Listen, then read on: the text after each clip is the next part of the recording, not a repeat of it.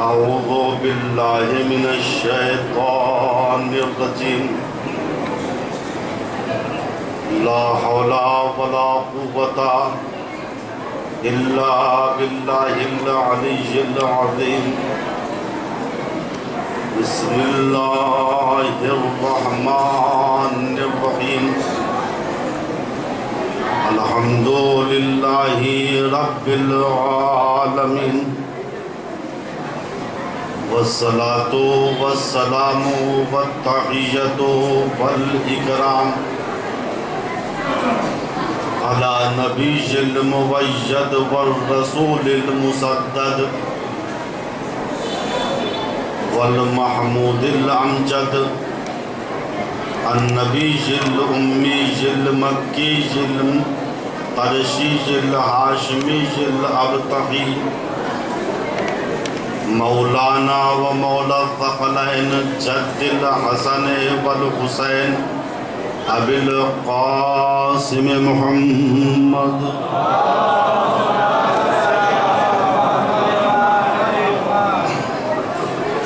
ثم الصلاة على آله الطيبين الطاهرين المعصومين المظلومين من الآن إلى قيام يوم الدين أما بعد فقد قال الله الحكيم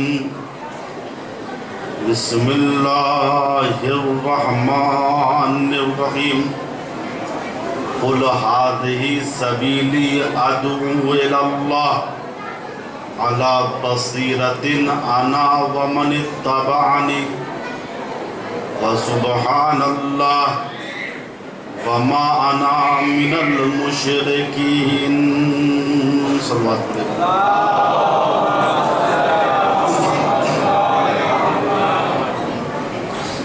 سورہ یوسف کی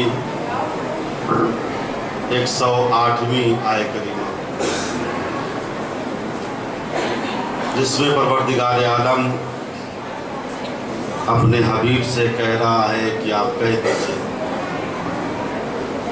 کہ یہ ہے میرا سچا اور بابصیرت راستہ، کہ میں لوگوں کو اللہ کی طرف بصیرت کے ساتھ بلا رہا ہوں، اور اس معاملے میں میرا اتباع کرنے والا میرے ساتھ ہے، اور پاک و پاکیزہ ہے ذات پروردگار، اور میں مشرکین میں سے نہیں۔ تو رسول لوگوں کو بصیرت کے ساتھ اللہ کے راستے کی طرف بلا رہے ہیں۔ تو سوال یہ ہے کہ اللہ کے پیغمبر صرف انسانوں کو بصیرت کے ساتھ اللہ کے راستے کی طرف بلا رہے تھے، یا جناتوں کو بھی اللہ کے پیغمبر بصیرت کے ساتھ اللہ کے راستے کی طرف بلا رہے ہیں؟ اس میں کوئی شک و شبہ نہیں ہے کہ ایک سلوات پڑھے محمد کا آواز دے سکتے۔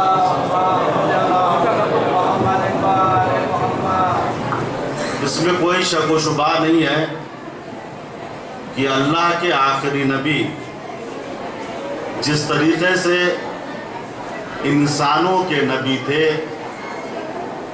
اسی طریقے سے جناتوں کے بھی نبی تھے۔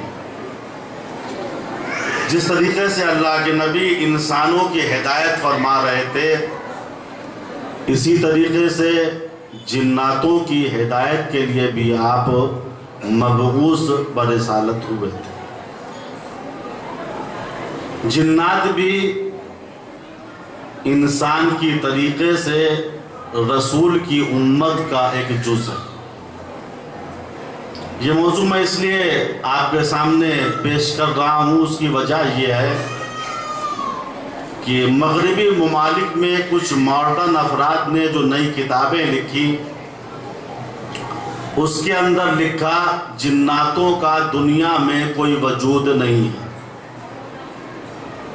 دلیل کیا ہے؟ کہا جنات دکھائی نہیں دیتے، ان کو چھوا نہیں جا سکتا،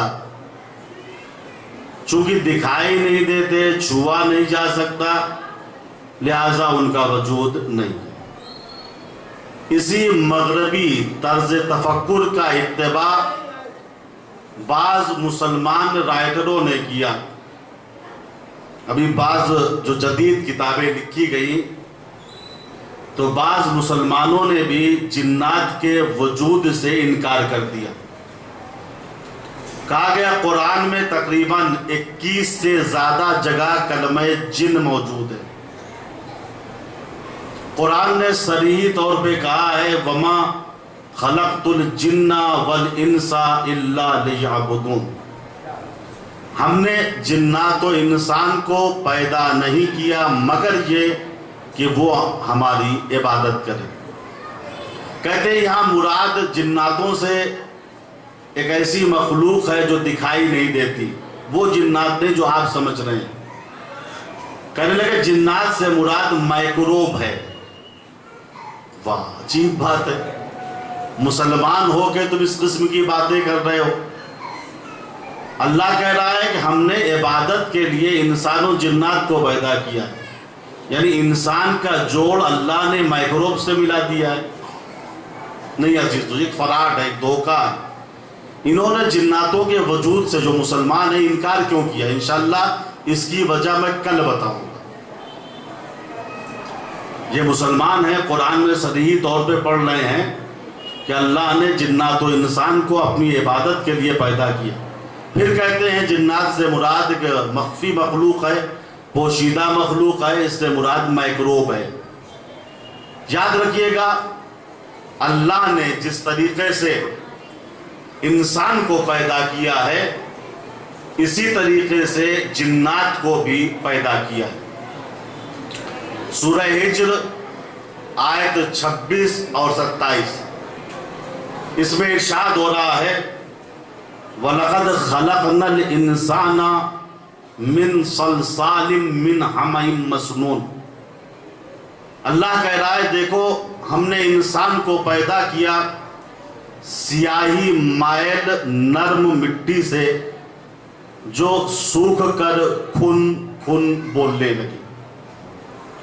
وَالْجَانَّ خَلَقْنَاهُ مِنْ قَبْلُ مِنْ نَارِ السَّمُومِ، اور ہم نے جناتوں کو انسان سے پہلے زہریلی آگ سے پیدا کیا ہے۔ تو اللہ نے جس طریقے سے انسانوں کو پیدا کیا ہے ویسے ہی جناتوں کو بھی پیدا کیا ہے، لیکن ایک مختصر سا فرق ہے۔ انسان کی اصلی طینت مٹی ہے اور جناتوں کی اصلی طینت آگ ہے۔ علم طب کے لحاظ سے انسان کے اندر 4 عنصر ہیں، پانی، آگ، ہوا اور مٹی، لیکن جناتوں کے اندر صرف 3 عنصر ہیں، پانی، آگ اور ہوا۔ چونکہ جناتوں کے وجود میں مٹی شامل نہیں ہے، خاک شامل نہیں ہے، لہٰذا ان کا وجود بہت ہی ہلکا اور سبک ہوتا ہے۔ یہ بڑی آسانی سے ایک جگہ سے دوسری جگہ منتقل ہو جاتے ہیں۔ ان کو نکلنے کے لیے دروازے یا کھڑکی کی بھی ضرورت نہیں پڑتی۔ صاحب اعلام النبوہ لکھتے ہیں کہ جنات انسان کی طریقے سے خدا کی ایک مخلوق ہے۔ یہ افراد بھی انسان کی طریقے سے شادی کرتے ہیں، صاحب اولاد ہوتے ہیں اور مر جاتے ہیں۔ پھر وہ فرماتے ہیں جنات جب مرتے ہیں تو چونکہ ان کے وجود میں مٹی نہیں ہے لہٰذا ان کا جسم منتشر ہو جاتا ہے، دفن کی ضرورت نہیں پڑتی۔ اسی لیے کہیں بھی آپ کو جناتوں کا قبرستان نہیں ملے گا، حالانکہ جناتوں کا وجود انسان سے 10 گنا زیادہ ہے۔ ان کی قبریں جگہ جگہ پہ ہونی چاہیے تھی، لیکن نہیں، چونکہ ان کے اندر صرف 3 عنصر ہیں، پانی، ہوا اور آگ، مٹی کا عنصر ان کے اندر نہیں ہے، لہٰذا ان کو دفنانے کی ضرورت نہیں پڑتی۔ ایک صلوات پڑھے محمد۔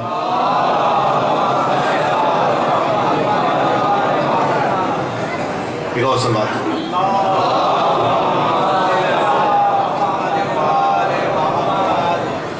اللہ کے پیغمبر حضرت محمد مصطفیٰ صلی اللہ علیہ وآلہ وسلم ارشاد فرماتے ہیں کہ جنات 3 طرح کے ہوتے ہیں۔ جناتوں کی ایک قسم وہ ہے جو بادلوں میں ہمیشہ پرواز کرتی رہتی ہے، ان کے اندر انقباض و انبساط پایا جاتا ہے، یہ چھوٹے بھی ہوتے ہیں بڑے بھی ہوتے ہیں۔ پھر حضور پاک فرماتے ہیں جناتوں کی دوسری قسم وہ ہے جو حیوان کی شکل میں ظاہر ہوتی ہے، کتے کی شکل میں، بلی کی شکل میں، سانپ یا بچھو کی شکل میں۔ دیکھیے جناتوں کی تعریف ہمارے علماء نے یہ کیا ہے کہ جن ہے کیا؟ کہا جن جسم ناریج سفلیج یختلف باشکال مختلفہ حتی الکلب والخنزیر۔ جن ایک زمینی باشندہ ہے، اس کے اندر یہ اختیار ہوتا ہے کہ اپنے کو مختلف شکلوں میں ظاہر کر دیتا ہے، حتیٰ جن میں صلاحیت ہے کہ وہ کتے کی شکل میں ظاہر ہو جائے یا خنزیر کی شکل میں ظاہر ہو جائے۔ فرشتے اور جن میں انشاءاللہ کل جو فرق ہے تفصیلی طور پہ بیان کروں گا۔ ایک فرق یہ ہے فرشتے بھی مختلف شکلوں میں آنے کی صلاحیت رکھتے ہیں، مگر فرشتے نجس العین کی شکل میں نہیں آ سکتے، وہ کتے کی شکل میں نہیں آئیں گے، وہ خنزیر کی شکل میں نہیں ہے۔ تو حضور پاک نے کہا جناتوں کی دوسری قسم وہ ہے جو حیوانوں کی شکل میں ظاہر ہوتی ہے۔ پھر فرماتے ہیں کہ جناتوں کی تیسری قسم وہ ہے جو انسان کی طریقے سے مکلف ہے، اس کے لیے دین نازل ہوا ہے، اس کے لیے شریعت نازل ہوئی ہے، اس پر نماز بھی واجب ہے، اس پہ روزہ و حج و بقیہ واجبات بھی فرض ہیں۔ اور عزیزو، جس طریقے سے پیغمبر اسلام کے ہاتھ پر انسان آ کے مسلمان ہوتے تھے، ویسے ہی جنات بھی پیغمبر کے ہاتھ پر آ کے مسلمان ہوتے تھے۔ مفسرین لکھتے ہیں ابتدائے بعثت میں جب حضور پاک مکے میں تھے تو آپ مکے سے طائف تبلیغ دین کے لیے گئے۔ مکے کے لوگوں نے آپ کی بات کو نہیں مانا، شام ہو گئی، حضور پاک مکے کی طرف روانہ ہوئے، یہاں تک کہ رات تاریک ہو گئی۔ زید ابن حارثہ آپ کے ساتھ موجود تھے۔ آپ نے صحرا میں خیمے کو نصب کیا۔ نماز عشاء کے بعد آپ تلاوت قرآن میں مصروف ہو گئے۔ اہل یمن کے جنوں کا ایک گروہ ادھر سے گزرا، انہوں نے جب قرآن کو سنا تو آپس میں کہنے لگے یہ عجیب و غریب کتاب ہے جو ہم کو ہدایت کی طرف بلا رہی ہے۔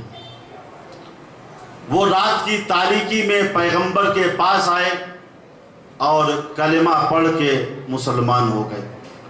اس واقعے کا تذکرہ قرآن کریم میں 2 جگہ پر ہے، ایک سورہ جن میں اور ایک سورہ احقاف میں۔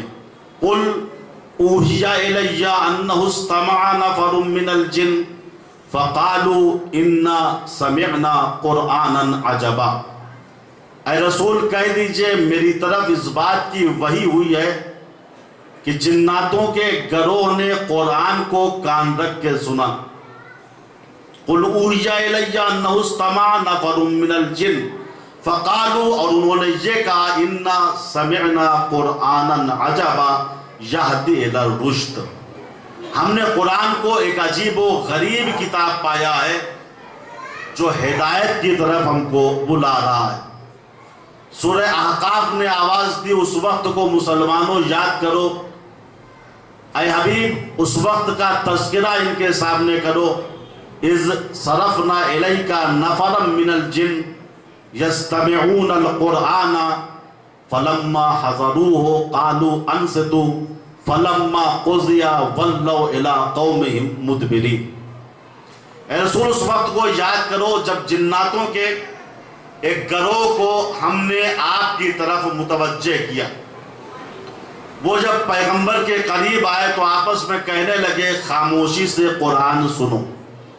بات طے ہو گئی کہ اللہ کے پیغمبر جس طریقے سے انسانوں کے نبی تھے اسی طریقے سے جناتوں کے بھی نبی تھے. توجہ فرمائیں. اب جو بعد نبی کی جگہ پہ آئے گا وہ صرف انسانوں کا امام نہیں ہوگا بلکہ جناتوں کا بھی امام ہوگا. اور ہمارے جتنے بھی امام ہیں وہ جس طریقے سے انسانوں کے امام ہیں اسی طریقے سے جناتوں کے بھی امام ہیں. اور یہ واقعہ ہے ہمارے اور آپ کے 5ویں امام محمد باقر علیہ السلام کا.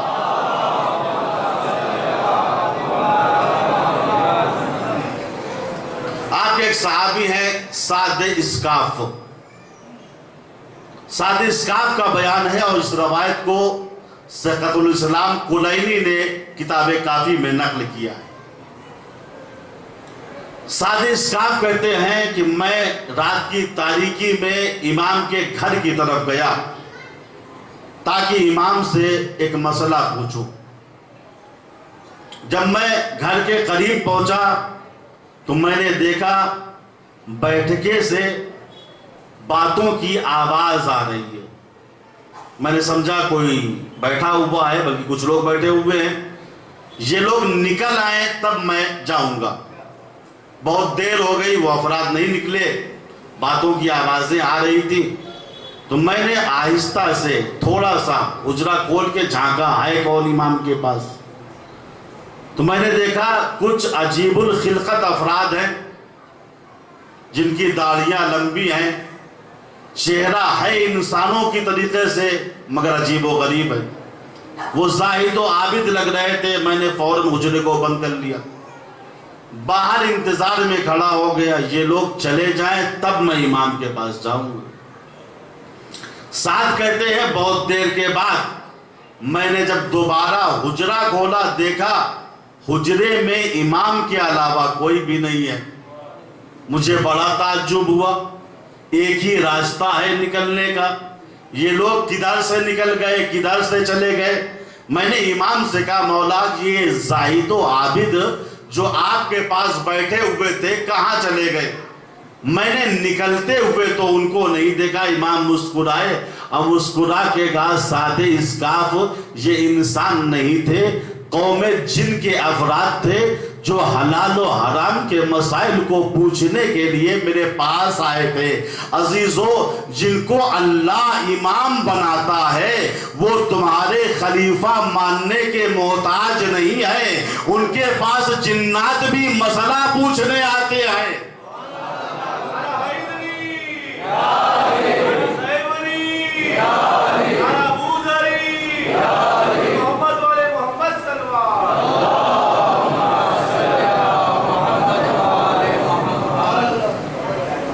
تو نبی جس طریقے سے انسانوں کے نبی تھے اسی طریقے سے جناتوں کے بھی نبی تھے. اور یہ روایت ہے جناب سلمان فارسی علیہ الرحمہ سے. جناب سلمان فارسی کہہ رہے ہیں کہ پیغمبر اسلام مسجد میں خطبہ دے رہے تھے. خطبہ یعنی تقریر. پیغمبر اسلام مسجد میں خطبہ دے رہے تھے، تقریر کر رہے تھے، موعظہ کر رہے تھے. ہم لوگ پیغمبر کی تقریر کو سن رہے تھے، خطبے کو سن رہے تھے، اچانک میری نگاہ مسجد کے ایک گوشے میں جو پتھر تھا اس طرف گئی۔ میں نے دیکھا پتھر سے ہواؤں کا ایک بگولا اٹھا، بگولے سے ایک سفید پوش شخص نکلا جو حضور پاک کے پاس آیا اور کہا السلام علیکہ یا رسول اللہ۔ رسول نے جواب سلام دیا اور پوچھا تم کون ہو؟ اس نے کہا یا رسول اللہ میں اطرفہ ابن شمراقی جنوں کا بادشاہ ہوں، قبیلہ بنی نجاح سے میرا تعلق ہے۔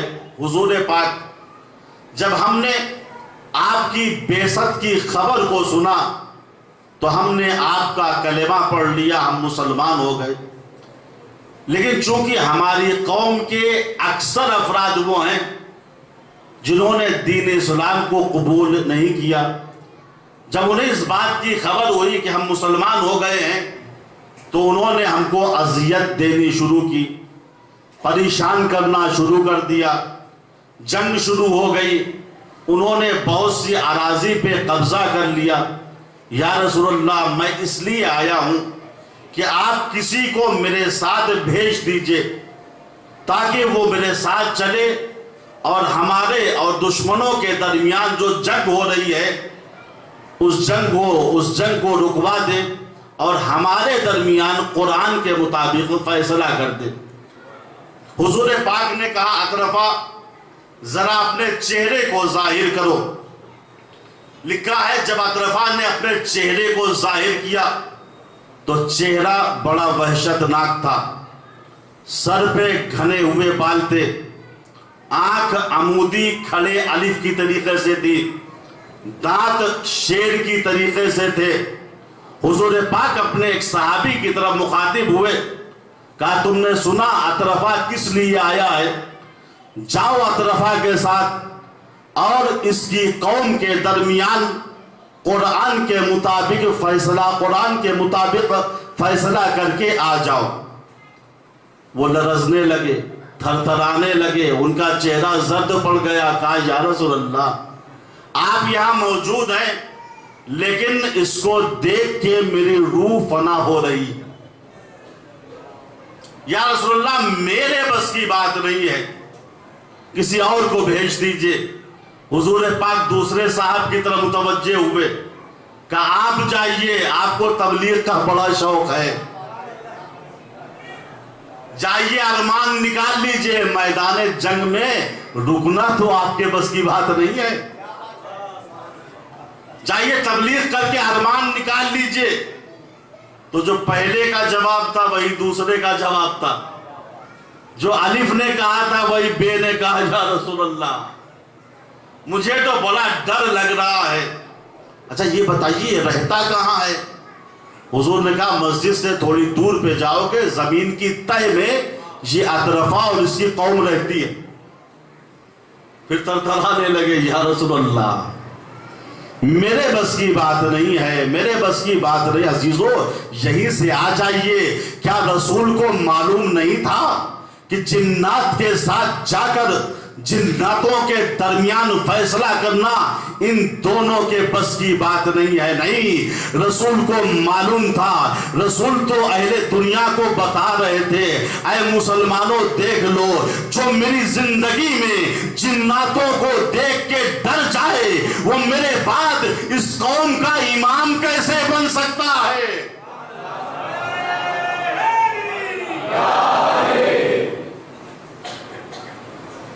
رسول جانتے تھے ان کے بس کی بات نہیں ہے، وہ تو ہم کو درس دے رہے تھے۔ پھر رسول نے کہا یا علی تم جاؤ۔ حلال مشکلات نے ذوالفقار کو اٹھایا، اطرفہ کا ہاتھ پکڑا۔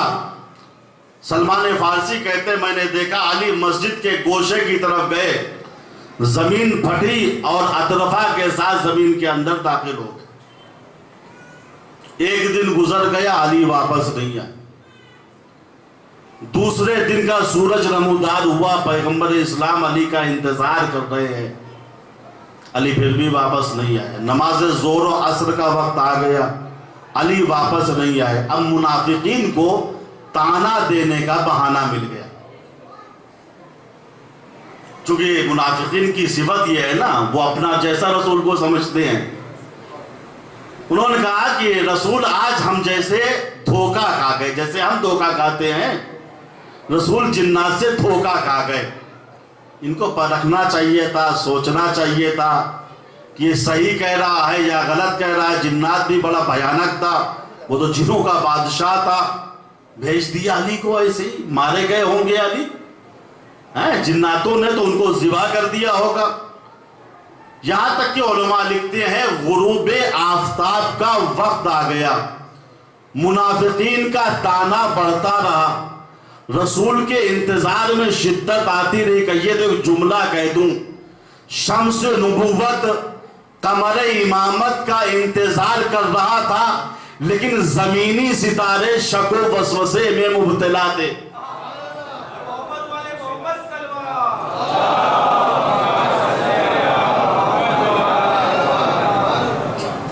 غروب آفتاب کے بعد ایک مرتبہ پھر زمین پھٹی، مولا اطرفہ کے ساتھ زمین سے باہر آئے اس طریقے سے کہ ذوالفقار سے لہو ٹپک رہا تھا۔ رسول نے آگے بڑھ کے علی کی پیشانی کا بوسہ دیا اور کہا یا علی دیر کیوں ہو گئی، تاخیر کی وجہ کیا ہے؟ علی نے کہا یا رسول اللہ، میں جب کافر جناتوں کے سامنے پہنچا تو میں نے ان کے سامنے 3 چیزوں کو پیش کیا۔ پہلی بات یہ پیش کی کہ تم سب کلمہ پڑھ کے مسلمان ہو جاؤ۔ انہوں نے کلمہ پڑھنے سے انکار کر دیا۔ پھر میں نے کہا اگر کلمہ نہیں پڑھتے ہو تو اطرفہ سے صلح کر لو، اپنے اپنے گھروں کو جاؤ۔ انہوں نے کہا نہیں، ہم صلح بھی نہیں کریں گے، گھر بھی نہیں جائیں گے۔ یا رسول اللہ، جب انہوں نے، بہت توجہ، جب انہوں نے میری ان 2 باتوں کو نہیں مانا تب میں نے ذوالفقار کو نکالا اور ان کے 8 لاکھ افراد کو قتل کیا۔ توجہ عزیزو، علی وہ ہیں جن کا جو اصول جنگ انسانوں کے ساتھ ہے وہی جناتوں کے ساتھ ہے۔ علی جب انسانوں کی جنگ میں جاتے تھے یہی 3 چیزیں رکھتے تھے۔ مرحب سے کہا تھا، عمرو بن عبدوس سے بھی کہا تھا کلمہ پڑھ لے، نہیں علی کلمہ نہیں پڑھ، ارے جا گھر واپس چلا جا۔ کہا یا علی یہ بھی نہیں ہوگا، کہا پھر اب تو حملہ کر، میں تلوار نکالتا ہوں۔ تو علی کا جو اصول جنگ انسانوں کے ساتھ تھا وہی جناتوں کے ساتھ تھا، تبھی تو آپ جن اور انس دونوں کے امام بن گئے۔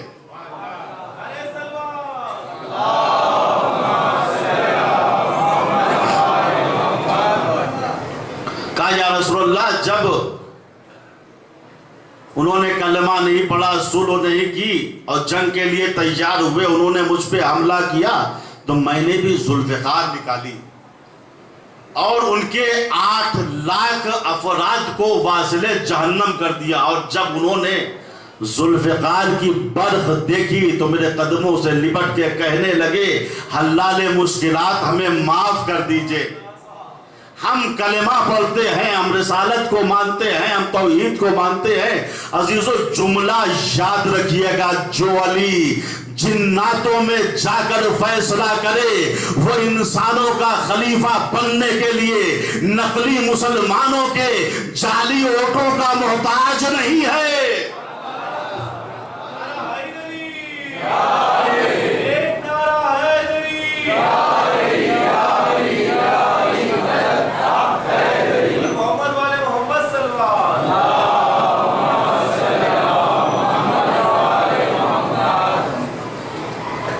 امام شافعی جو جمہور مسلمین کے تیسرے امام ہیں، ان کی بڑی مشہور ربائی ہے۔ وہ کیا کہتے ہیں؟ علی حبہ الجنہ، علی وہ ہیں جن کی محبت جہنم سے بچنے کی سپر ہے۔ کچھ ایسے ہیں جن کی محبت نہ دنیا میں کام آئے گی نہ آخرت میں کام آئے گی۔ مگر علی وہ ہیں، امام شافعی کہہ رہے ہیں علی حبہ الجنہ، علی کی محبت دل میں رکھو، فائدہ کیا ہوگا؟ کہا جہنم سے بچ جاؤ گے، چونکہ علی کی محبت جہنم سے بچنے کی سپر ہے۔ پھر کہتے قسیم النار والجنہ، کہاں ادھر ادھر بھٹک رہے ہو؟ علی جنت و جہنم کے بانٹنے والے ہیں۔ پھر کہتے ہیں وسیج و مصطفیٰ حقا، قسم خدا کی سچے معنی میں علی ہی نبی کے وسیع اور خلیفہ ہیں۔ بھائی دعویٰ وصایت کا بہت سو کو ہے، مگر امام شافعی کہتے ہیں سچے معنی میں علی نبی کے وسیع ہے۔ دلیل کیا ہے؟ کہا دلیل یہ ہے امام الانس والجنہ، علی جس طریقے سے انسانوں کے امام ہے اسی طریقے سے جناتوں کے امام ہیں۔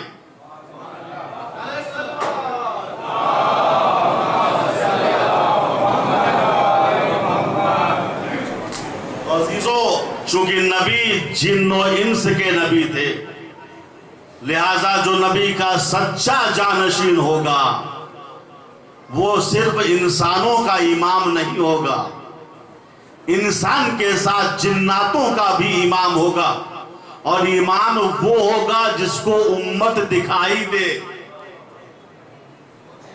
جب امت دکھائی ہی نہیں دے رہی ہے آپ کو تو آپ اس کے امام کیسے بنیں گے؟ اور اس واقعے کو لکھا ہے علامہ بحرینی نے، وہ فرماتے ہیں کہ پیغمبر اسلام کی خدمت میں ایک جن بیٹھا ہوا مسئلہ شرعی پوچھ رہا تھا۔ اچانک مسجد کا دروازہ کھلا اور حلال مشکلات داخل ہوئے۔ جب اس جن نے علی کو دیکھا تو چھوٹا ہونے لگا، چھوٹا ہونے لگا اور چھوٹا ہو گیا۔ رسول نے کہا یہ کیا حرکت ہے؟ اچھا خاصا تو بیٹھا ہوا تھا، چھوٹا کیوں ہونے لگا؟ اس نے کہا یا رسول اللہ وہ جو ابھی مسجد میں داخل ہوئے ہیں ان سے بڑا ڈر لگتا ہے۔ کیوں ڈر لگتا ہے؟ کیوں ڈر لگتا ہے؟ وجہ کیا ہے؟ تیرا جرم کیا ہے؟ تیری غلطی کیا ہے؟ تیری خطا کیا ہے؟ بھئی علی سے ہر کوئی نہیں ڈرتا، جو مجرم ہوتا ہے وہ علی سے ڈرتا ہے۔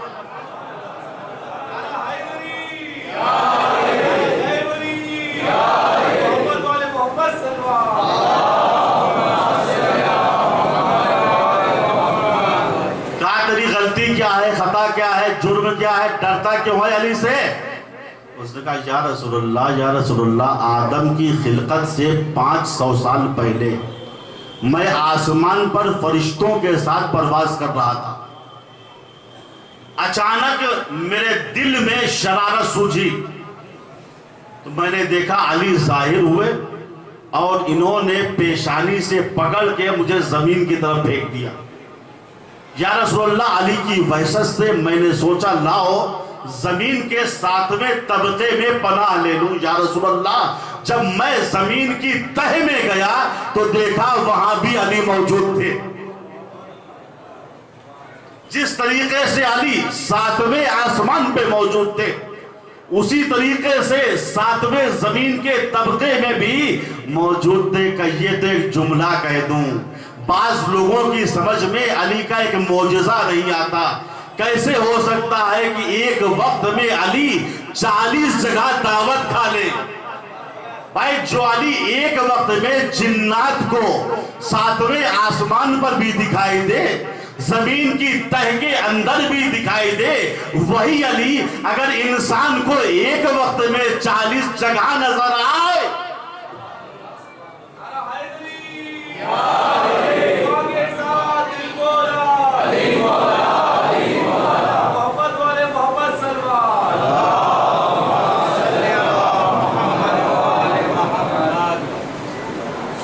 تو عزیزو نبی جن اور انس دونوں کے نبی تھے۔ جیسے انسان مسئلہ پوچھنے آتے تھے ویسے ہی نبی کے پاس جنات بھی مسئلہ پوچھنے، مشکل حل کرانے آیا کرتے تھے۔ ایک دن اور ایک جنات بیٹھا ہوا نبی سے مسئلہ شرعی پوچھ رہا تھا۔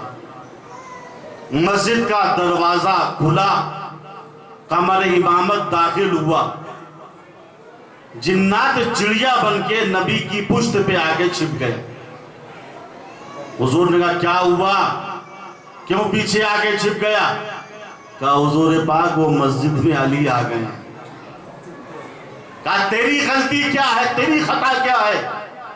کہا حضور پاک میری غلطی یہ تھی کہ جب جناب نوح کے زمانے میں طوفان آیا تھا, نوح نے کشتی بنائی تھی اور جس کو سوار ہونا تھا سب سوار ہو چکے اور کشتی چل پڑی, تو میں نے سوچا لاؤ کشتی میں سوراخ کر دوں تاکہ نوح اپنے امتی کے ساتھ غرق ہو جائیں.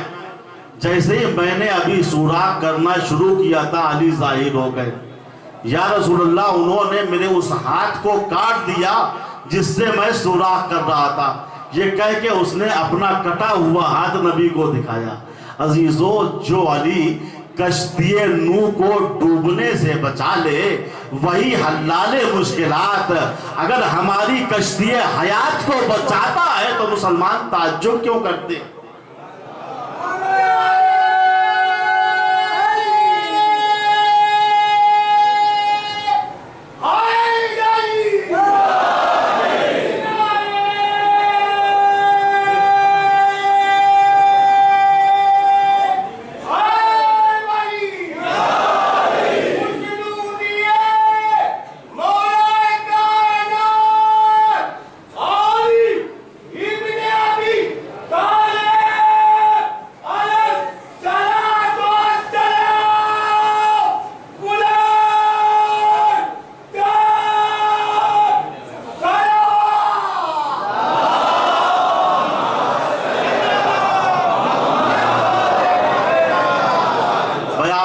گزارش یہ کی جا رہی ہے کہ آپ حضرات تھوڑا تھوڑا اور آگے آ جائیے, چونکہ باہر جو ہے شاید مجمع زیادہ ہو گیا ہے, لوگوں کو تکلیف ہو رہی ہے. اور صلوات پڑھے پر محمد وآلہ.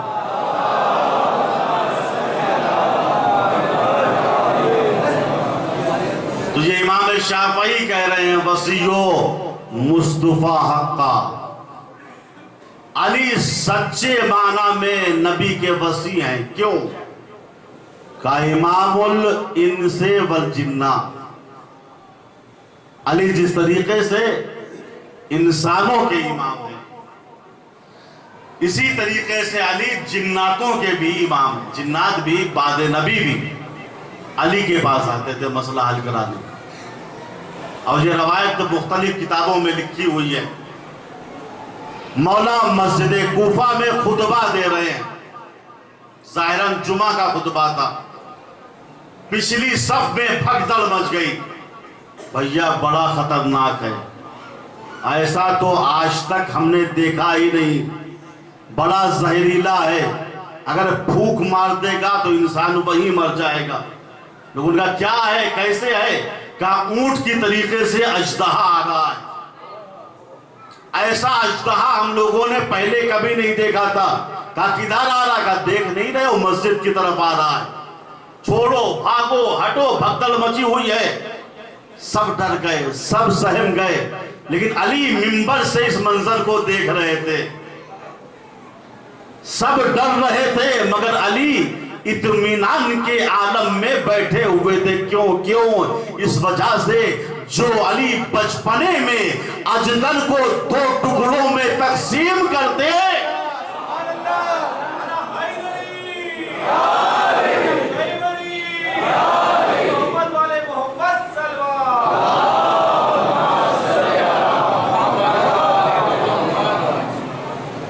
جو علی بچپنے میں اجدر کے 2 ٹکڑے کرتے, وہ جوانی میں اجدہے سے ڈرے گا؟ امام نے کہا چھوڑ دو, جگہ دو, آنے دو اس اجدہے کو.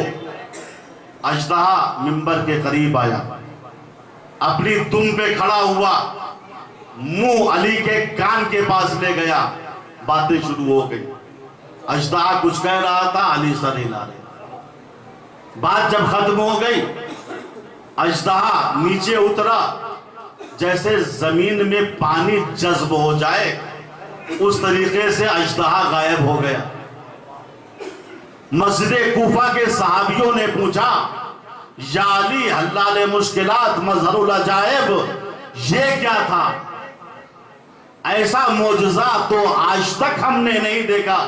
کون تھا؟ کیا کہہ رہا تھا؟ مولا نے کہا سنو، یہ جناتوں کا ایک بادشاہ درجان ابن مالک تھا، جس کو میں نے بادشاہ بنایا ہے، جس کو میں نے بادشاہ بنایا ہے. وہ مشکل میں الجھ گیا تھا، مشکل کو حل کرانے کے لیے میرے پاس آیا تھا. عزیزو، جو علی جناتوں کی مشکل کو حل کرے، وہ انسانوں کا خلیفہ بننے کے لیے تمہاری 2 ٹکا کی حکومت کا محتاج نہیں ہے.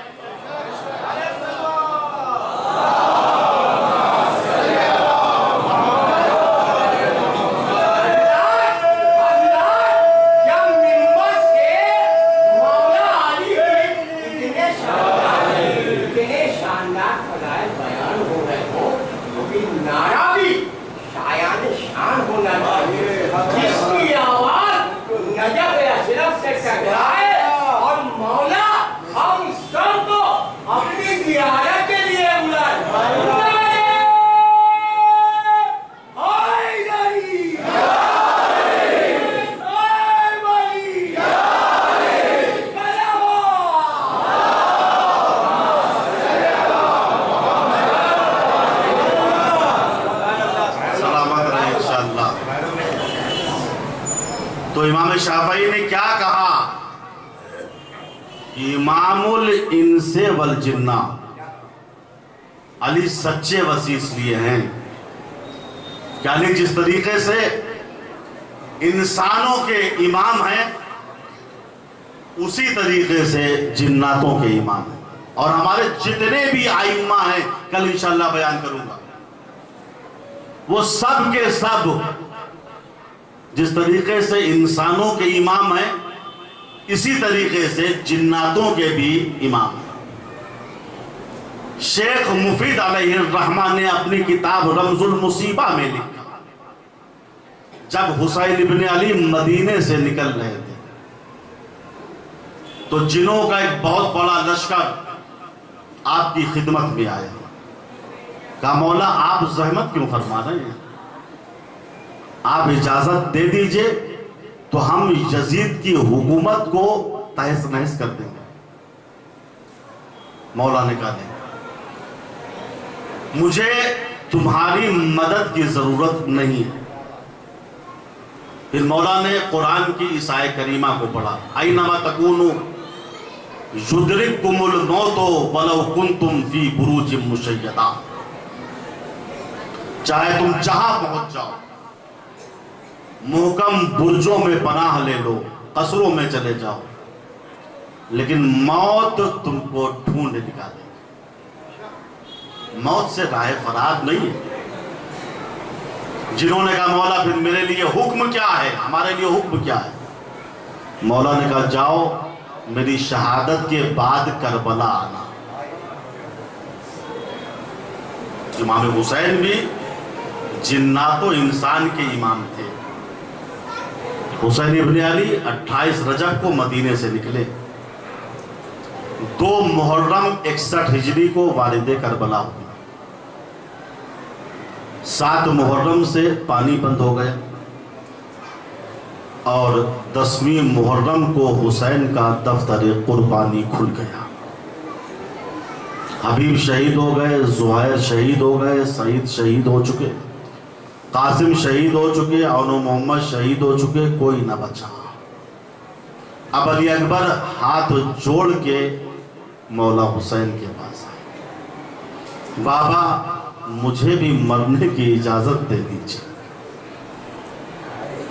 علامہ شوشتری بہت بڑے ہمارے عالم دین ہیں، وہ لکھتے ہیں حسین کے سامنے اجازت دینے کے علاوہ کوئی چارہ نہ تھا. حسین اکبر کو اجازت دینے پہ مجبور تھے. اجازت تو دے دی حسین نے اپنے جوان کو، لیکن اجازت دینے کے بعد حسین ابن علی حالت احتضار میں آ گئے. فَنَّظَرَ إِلَيْهِ نَظَرَ عَيَسٍ، بڑی حسرت سے علی اکبر کو دیکھا. صاحبان اولاد ہیں، جانتے ہیں باپ اپنے جوان کو چند نظروں سے دیکھتا ہے. کبھی ایسا ہوتا ہے کہ اس کا جوان بیٹا کہیں کامیاب ہو کے آیا ہے تو باپ اپنے جوان کو خوشی کی نظروں سے دیکھتا ہے. کبھی ایسا ہوتا ہے کہ اس کا بچہ ایسی جگہ پہ جا رہا ہے جہاں اس کی جان کو خطرہ ہے. باپ مجبوراً اجازت دے دیتا ہے مگر پھر اپنے جوان کو خوف کی نظروں سے دیکھتا ہے. اور خدا نہ کرتا کسی کا جوان اگر بیمار ہو جائے, اس دنیا سے جانے لگے, تو باپ اپنے بیٹے کو حسرت کی نگاہوں سے دیکھتا ہے. کربلا کے میدان میں زہرا کے لال نے بھی اپنے جوان پہ ایک نگاہ ڈالی. کون سی نگاہ؟ فَنَظَرَ إِلَيْهِ نَظَرَ آیَسٍ. حسین نے مایوسانہ نظروں سے علی اکبر کو دیکھا اور کہا بیٹا خدا حافظ. اجرکم اللہ. علی اکبر خیمے میں آئے تاکہ سیدانیوں سے خدا حافظی کرے. روایتیں کہتی ہیں کہ سیدانیہ علی اکبر کو حلقے میں لے کے کھڑی ہو گئی اور ہاتھ جوڑ کے کہنے لگی اکبر ارحم علی غربتنا. بیٹا اکبر ہماری غربت پہ ترس کھاؤ. بیٹا قاسم گئے واپس نہیں آئے اور محمد گئے واپس نہیں آئے, عباس گئے واپس نہیں آئے, میرے لال تم بھی جا رہے ہو. علماء کہتے ہیں آخر میں علی اکبر اس طریقے سے خیمے سے نکلے ہیں جس طریقے سے بڑے گھر سے جنازہ. علی اکبر اس طریقے سے خیمے سے نکلے ہیں نا, تصور کی نگاہوں سے دیکھیں جس طریقے سے بھرے گھر سے جنازہ نکلتا ہے. علی اکبر جب جانے لگے تو اپنے بابا سے کچھ کہا. حسین تھر تھرائے, برداشت نہ کر پائے, غش کھا کر زمین پہ گر گئے. ثانیہ زہرا جناب زینب فرماتی ہیں علی اکبر نے وقت رخصت نہ جانے میرے بھیا سے کیا کہا. میں دور سے باپ اور بیٹے کی رخصتی دیکھ رہی تھی. علی اکبر نے ابھی کچھ کہا تھا اور کہہ کے چلے گئے علی اکبر. حسین تھر تھرائے, غش کھا کے زمین پہ گر گئے. ثانیہ زہرا فرماتی ہیں بچپن سے لے کر کربلا تک میں نے کئی مرتبہ اپنے بھیا حسین کو روتا ہوا دیکھا تھا, لیکن کبھی بھی میرا بھیا غش کھا کر زمین پہ نہیں گرا تھا. جب میری ماں فاطمہ کی شہادت ہوئی تھی میرا بھیا حسین بہت رویا تھا مگر روتے روتے غش کھا کر نہیں گرا تھا. جب بابا علی کے سر پہ ضربت لگی تھی میرا بھیا حسین بہت رویا تھا لیکن روتے روتے غش نہیں کھایا تھا. جب امام حسن کے جگر کے 72 ٹکڑے ہوئے تھے میرا بھیا حسین بہت رویا تھا لیکن روتے روتے غش کھا کے زمین پہ نہیں گرا تھا. نہ جانے وقت رخصت علی اکبر نے کیا کہا, میرا بھیا برداشت نہ کر پایا, غش کھا کے زمین پہ گر گیا. میں آگے بڑھی, جب بھیا کو افاقہ ہوا میں نے رو کے کہا میرے بھائی علی اکبر نے کیا کہا کہ آپ برداشت نہ کر پائے.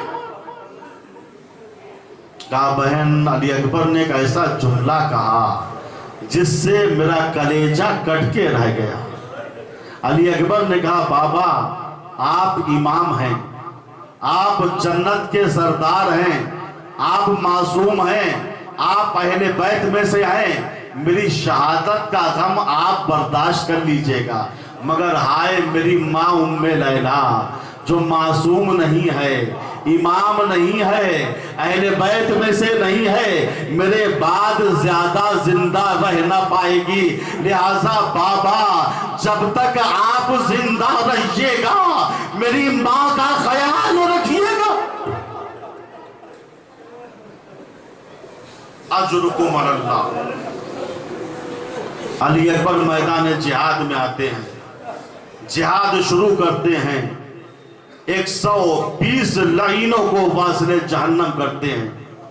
اب علی اکبر تھک گئے ہیں, زخمی ہو گئے ہیں, پیاس کی شدت کا غلبہ ہے، دوبارہ خیمے واپس آئے، بابا کے پاس آئے، کہا بابا اے کاش ایک جرعہ آب مل جاتا تو میں ان اشقیاء کو دکھا دیتا کہ بنی ہاشم کے شیر کس طریقے سے جہاد کرتے ہیں۔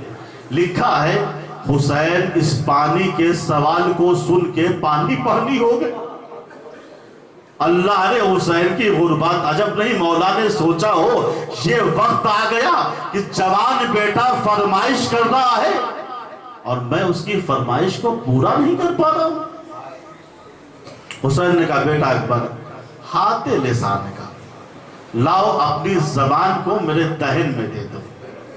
بس عزادارو علی اکبر نے اپنی زبان کو حسین کے دہن میں دیا تاکہ شاید سکون مل جائے، لیکن فوراً علی اکبر نے زبان کو کھینچ لیا، ایک جملہ کہا بابا بابا آپ کی زبان میں تو مجھ سے زیادہ کانٹے پڑے ہوئے۔ حسین نے اپنی انگشتر کو اتارا، علی اکبر کے دہن میں رکھا، کہا جاؤ میرے لال تمہارے جد رسول خدا تم کو حوض کوثر سے سیراب کریں گے۔ حسین نے آسمان کی جانب نگاہوں کو اٹھایا، پھر کہا خدا حافظ میرے علی اکبر۔ علی اکبر سمجھ گئے وقت عصر قریب آ رہا ہے، اب جانا ہے تو دوبارہ واپس نہیں آنا۔ علی اکبر دوبارہ مقتل میں آئے، جہاد کرتے ہوئے گزر رہے ہیں، ایک کمین گاہ کی طرف سے وہاں سنان ابن انس ملعون چھپا ہوا تھا۔ جب اکبر کا گزر ادھر سے ہوا وہ ملعون کمین گاہ سے نکلتا ہے اور نیزے کا بھرپور وار سینہ علی اکبر پہ کر دیتا ہے، برچھی کی علی سینہ علی اکبر میں ٹوٹ گئی۔ لیکن اکبر کی غیرت کا عالم یہ ہے عزادارو، کربلا کا ہر مجاہد جب زخمی ہوتا تھا تو گھوڑے سے زمین پہ آ جاتا تھا، لیکن اکبر کی غیرت کا عالم یہ تھا، اکبر نے دیکھا کہ نیزے کی علی میرے سینے میں ٹوٹ گئی ہے، اکبر نے اپنی باہوں کو گھوڑے کی گردن میں ڈال دیا۔ عزادارو اکبر بے بس ہو چکے تھے، گھوڑا اشقیاء کے درمیان سے گزر رہا تھا، کوئی تیر مار رہا تھا، کوئی تلوار مار رہا تھا، کوئی خنجر مار رہا تھا۔ مقتل کے جملے ہیں فَقَتَلُوهُ إِرْبًا إِرْبًا، علی اکبر کے جسم کے ٹکڑے ٹکڑے کر دیے گئے۔ اب علی اکبر جب گھوڑے سے زمین پہ آنے لگے تو آواز دی بابا سلام آخر ہو، بابا آنے کی زحمت نہ فرمائیے گا، مگر جوان بیٹے کا سلام تھا۔ حسین کیسے برداشت کر پاتے، مقتل کی طرف دوڑے، کبھی اٹھتے ہیں کبھی بیٹھتے ہیں، اٹھتے ہیں تب بھی یا علی، بیٹھتے ہیں تب بھی یا علی۔ گرتے پڑتے ہوئے مقتل میں حسین آئے، بزرگان بیان کرتے ہیں جب اکبر چند قدم بچے اب حسین کو کچھ دکھائی نہیں دے رہا تھا، حسین بچوں کی طریقے سے گھٹنیاں چل رہے تھے اور آواز دے رہے تھے اینا یا بنیا، اینا یا بنیا، میرے لال کہاں ہو، آواز دو۔ علی اکبر کی نہیں سی آواز آئی بابا ادھر آ جائیے۔ حسین اکبر کے قریب پہنچے، دیکھا برچھی کی علی سینے علی اکبر میں ٹوٹی ہوئی ہے، صاحبان اولاد ہے، جوان کا مسئلہ ہے، ضعیف باپ ہے۔ حسین نے آستین چڑھائی، دو زانو ہو کر عرض کربلا پہ بیٹھ گئے، ایک ہاتھ زخم اکبر میں ڈالا، ایک ہاتھ نجف کی طرف اٹھایا، آواز دی حل مشکلات، تم سب کی مدد کو آتے ہو، ذرا اپنے لال حسین کی مدد کرو۔ یہ کہہ کے اب جو برچھی کی علی کو نکالا تو برچھی کی علی کے ساتھ علی اکبر کا لرزتا ہوا کلیجہ باہر آ گیا۔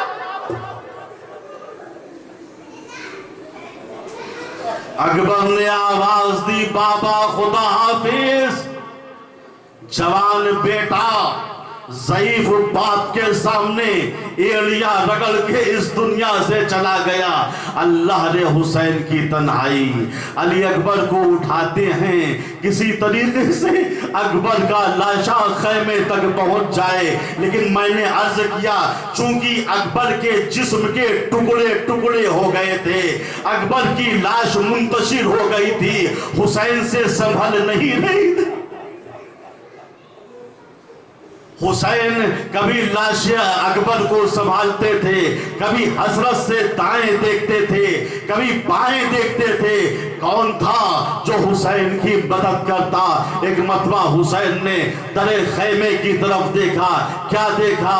خیمے کا پردہ اٹھا، کچھ ہاشمی بچے نکل آئے۔ حسین نے آواز دی، اے ہاشمی بچوں آؤ، میری مدد کرو، اکبر کے لاشے کو خیمے کے اندر لے جاؤ۔ ہاشمی بچے آئے، حسین کی مدد کی، لاش اکبر در خیمے تک آئی۔ بس عزادار و مصائب کا آخری جملہ ہے، دل سنبھال کے سنیے گا۔ اکبر کی لاش در خیمے تک آ گئی، لکھا ہے ابھی تک حسین صبر کیے ہوئے تھے، لیکن جب در خیمے پہ پہنچے تو چیخ مار کے رونے۔ حسین کے رونے کی آواز جب خیمے کے اندر گئی تو چاہنے والی بہن زینب باہر آ گئی۔ میرے بھیا یہ رونا کیسا؟ حسین نے دیکھا زینب بے نگاہ در خیمے پہ کھڑی ہوئی ہے۔ حسین جوان کا غم بھول گئے، ہاتھ جوڑ کے کہا بہن میری زندگی میں خیمے سے باہر آ گئی، میری غیرت کو یہ برداشت نہیں ہے۔ میں کہوں گا آقا حسین ذرا عصر عاشور کے بعد آگے دیکھی، خیمے سے دھواں اٹھ رہا ہے، زینب کے سر سے چادر چھینی۔